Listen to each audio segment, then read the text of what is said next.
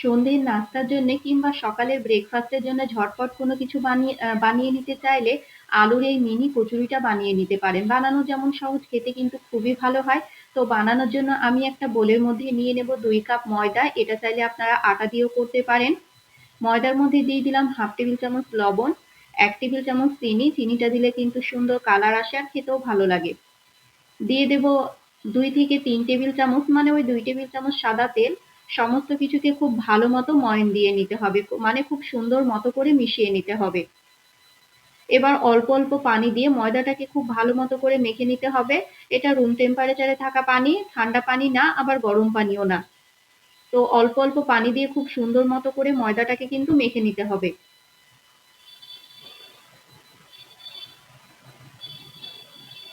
তো আমি অল্প অল্প পানি দিয়ে ময়দাটাকে দেখুন খুব ভালো মতো করে মেখে নিয়েছি। খুব শক্ত হবে না, আবার খুব নরমও হবে না, এইরকম রেখে কিন্তু ময়দাটাকে মেখে নেবেন।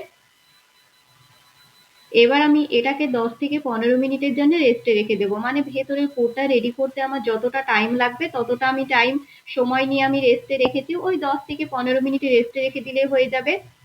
এইদিকে আমি আলুর পুরটাকে রেডি করে নেব। সেদ্ধ করে নেওয়া আলুটাকে গ্রেটারে গ্রেট করে নিচ্ছি। এটা চাইলে হাতে ম্যাশ করেও নেওয়া যায়, তবে এভাবে গ্রেটারে গ্রেট করে নিলে দানা দানা ভাবটা একদমই থাকে না, স্মুথলি পেস্ট হয়ে যায়।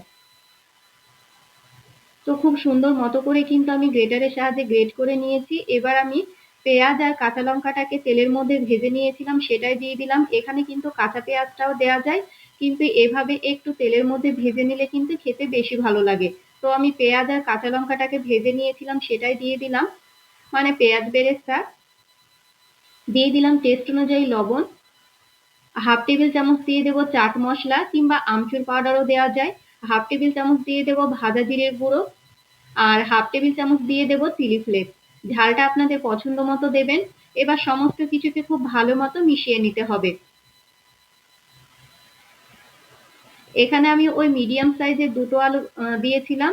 খুব সুন্দর মতো করে কিন্তু মিশিয়ে নিতে হবে, আর কোনো মশলা লাগবে না। ব্যাস এইটুকু মশলা দিয়ে কিন্তু আপনারা এই টেস্টি নাস্তাটি বানিয়ে নিতে পারবেন। বেশ অনেকটা পরিমাণে, মানে কিছুটা পরিমাণে দিয়ে দেবো ধনিয়া পাতা কুচি। ধনিয়া পাতা কুচি দিলে কিন্তু ফ্লেভারটা যেমন সুন্দর আসে, খেতেও ভালো লাগে। তো সমস্ত কিছুকে খুব ভালো মতো হাত দিয়ে মিশিয়ে নিতে হবে। এটা বানানো যেমন ঝটপট হয়ে যায়, খেতেও কিন্তু খুব ভালো হয়। আমার সমস্ত কিছু মিশিয়ে নেওয়া হয়ে গিয়েছে। এইদিকে ময়দাটাও কিন্তু আমার সেট হয়ে গিয়েছে। ময়দাটা আমি আবারও কিছুক্ষণ মাখিয়ে নিয়েছি।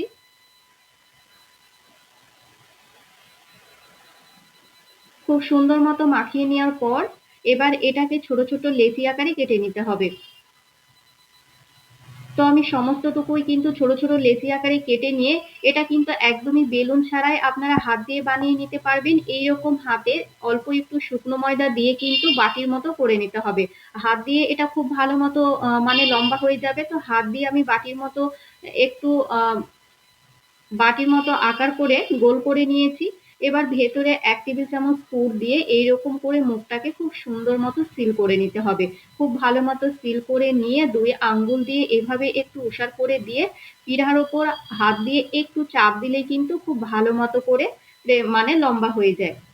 এই তো এরকম সাইজ করে কিন্তু বেলে নিলে হয়ে যাবে। এটা কিন্তু বেলুন দিয়ে বেলে নেওয়ার কোনো প্রয়োজন নেই, হাত দিয়ে একটু লম্বা করে নিলে কিন্তু খুব সুন্দর মতো হয়ে যায়। যেহেতু এটা একদম মিনি কচুরি বানাচ্ছি, দেখুন সব কচুরিগুলো কিন্তু আমার রেডি করে নেওয়া হয়ে গিয়েছে। এবার আমি তেলের মধ্যে ভেজে নেব। একটা কড়াইয়ের মধ্যে পরিমাণ মতো সাদা তেল দিয়ে তেলটাকে কিন্তু খুব ভালো মতো গরম করে নিতে হবে। তো তেলটাকে কিন্তু আমি খুব সুন্দর মতো গরম করে নিয়েছিলাম। এবার গ্যাসের আঁচটা মিডিয়াম টু হাই ফ্লেম করে দিয়ে খুব সুন্দর মতো ভেজে নিতে হবে। দেখুন কি সুন্দর ফুলকো ফুলকো হয়ে যাচ্ছে। এটা দেখতে যেমন সুন্দর, খেতেও কিন্তু ভীষণ ভালো হয়েছিল। তো আপনারা কিন্তু বাড়িতে ঝটপট এই নাস্তাটা বানিয়ে নিতে পারবেন।